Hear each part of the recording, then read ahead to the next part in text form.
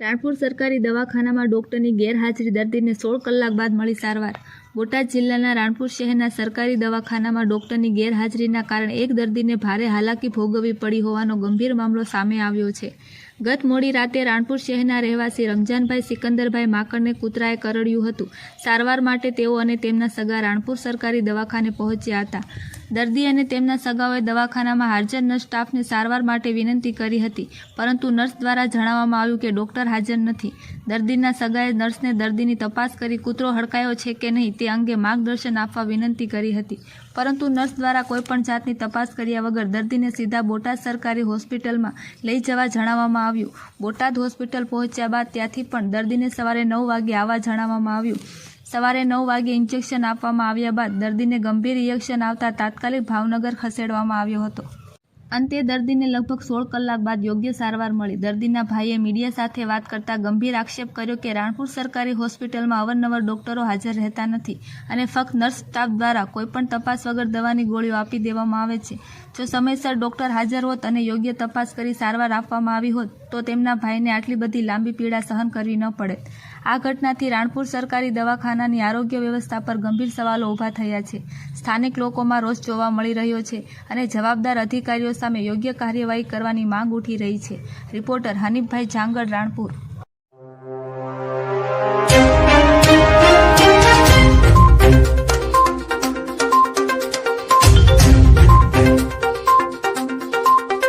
આપનું નામ? પરવેશ કોઠારિયા। પરવેશભાઈ, આજે સરકારી હોસ્પિટલમાં જે ડોક્ટર હાજર નથી હોતા અને સામાન્ય જે ઈજાઓ થાય છે એમને કોઈને સારવાર નથી મળતી, એ બારામાં આપનું શું કહેવું છે? 2 દિવસ પહેલા તે બરણિયાના એક ભાઈ હતા, ભરવાડ ભુવામાંથી આવતા હતા બરણિયાના, એમને સામાન્ય કૂતરું કર્યું હતું અને એ સારવાર હતી અહીંયા સરકારી હોસ્પિટલમાં। હું પોતે હાજર હતો। મેં એમને નર્સ હતા એમને પૂછ્યું કે ડોક્ટર ક્યાં છે, તો એમને એવો જવાબ આપ્યો ડોક્ટર હાજર ન હોય, ડોક્ટર તમારી ઇમરજન્સી હોય તો ડોક્ટર અમે બોલાવીએ। કાલે વળી પાછા અમારા સમાજના એક દીકરાને કૂતરું કર્યું, ત્યારે પણ કોઈ ડોક્ટર હાજર નથી। ખરેખર CHC આટલું મોટું છે, ડોક્ટરને 24 કલાક હાજર રહેવાનું હોય, પણ ઘણીવાર એવું બને છે કે ડોક્ટર હાજર જ નથી હોતા। એ જે બહુ ગંભીર બેદરકારી છે। માની લો ક્યારેક કોઈ હાર્ટનો પેશન્ટ કે ક્યારેક કોઈ એવો પેશન્ટ આવશે કે 2-5 મિનિટમાં એને સારવાર જોતી હશે, નહીં મળે તો ત્યારે અઘટિત ઘટના બનશે। અને બીજી વસ્તુ એવી છે કે રાણપુર આટલું મોટું સિટી સેન્ટર હોવા છતાં હડકવાની રસી રાણપુર તાલુકામાં ઉપલબ્ધ નથી। એ રસી ઉપલબ્ધ નથી એટલે એ જઈને જવું પડ્યું બોટાદ સોનાવાલા ખાતે પણ એને કંઈક ઇન્જેક્શન આપવામાં આવ્યું, રિએક્શન આવ્યું અને કદાચ ત્યાં પણ હડકવાની રસી ઉપલબ્ધ ના હોય તો એને રિફર કરવામાં આવે ભાવનગર। હાલી ભાવનગર પણ એને પ્રોપર ટ્રીટમેન્ટ આપવામાં આવતી નથી। સરકારને કહેવું છે કે તાલુકા વાય તમે હડકવાની રસી ઉપલબ્ધ કરાવો તો લોકોને અગવડતા ન પડે અને જે ડોક્ટર આમાં ગંભીર બેદરકારી છે તેમના ઉપર એક્શન લેવામાં આવે। ભવિષ્યમાં રાણપુર તાલુકાનો કોઈ પેશન્ટ સરકારી દવાખાનામાં આવે તો ડોક્ટર વગર એ ટ્રીટમેન્ટ ન થવી જોઈએ, એવી અમારી માંગણી છે। આપનું નામ? મારું નામ માકડ હકીબ, સામાજિક કાર્યકર્તા, રાણપુર। હવે કાલે રાત્રે એવી ઘટના બની કે કૂતરું કરવાથી અમે પેશન્ટને મારા ભાઈને જ ત્યાં લઈને આવ્યા સરકારી આપણે CHCમાં। હવે ત્યાં કોઈ ડોક્ટર કે સ્ટાફમાં એક બેન સિસ્ટર ખાલી હાજર હતા, બીજું કોઈ હાજર નહોતું।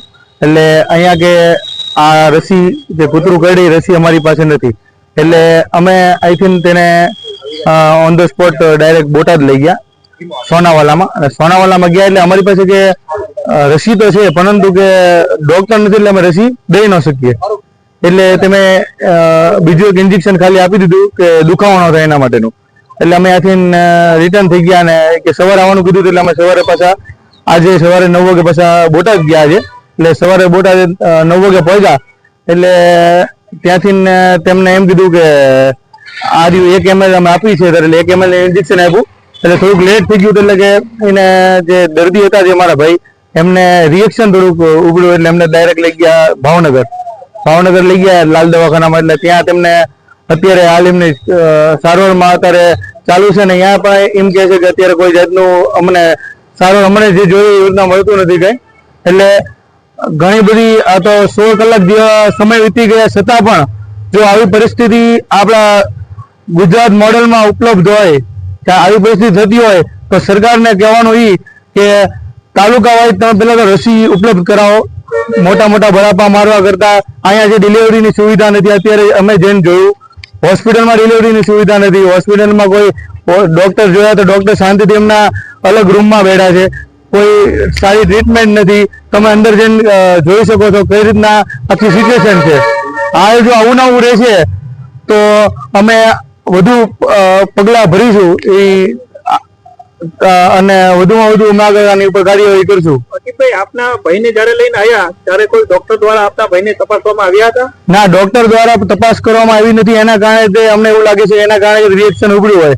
અને આ તો અમે છીએ, બીજા કોઈ ગરીબ માણસ કે આજુબાજુ ગામડાવાળા આવે તો કઈ જગ્યાએ જઈ છે અને શું થશે એનું? આ એક બહુ ગંભીર પ્રશ્ન છે.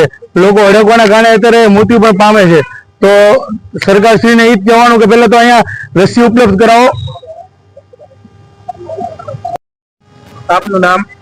અનીશ માગર, રાણપુર, સામાજિક આગેવાન. આજે અહીંયા તમે જે સરકારી દવાખાને આવ્યા છો તો શું બાબત છે?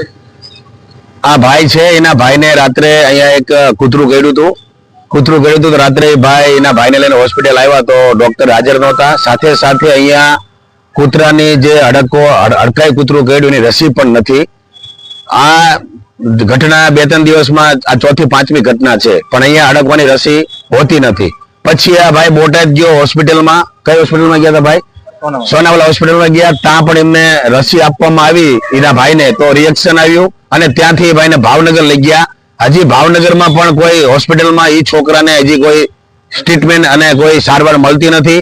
સાથે છોકરાના સગી બેનના આજે સાંજે મેરેજ પણ છે. એટલે કહેવાનો મતલબ એવો છે કે એક સામાન્ય રસીમાં સરકાર જે મોટા મોટા બણગા ફૂકી રહી છે, પણ એક સામાન્ય હડકવાની રસી જો આ રાણપુરમાં નથી મળતી. 30,000ની રાણપુરમાં વસ્તી છે અને આજે છોકરાના ઘરે એના સગી બેનના મેરેજ છે, તો એ છોકરાની અને એના ઘરનાની હાલત શું હશે તમે જરા વિચારો.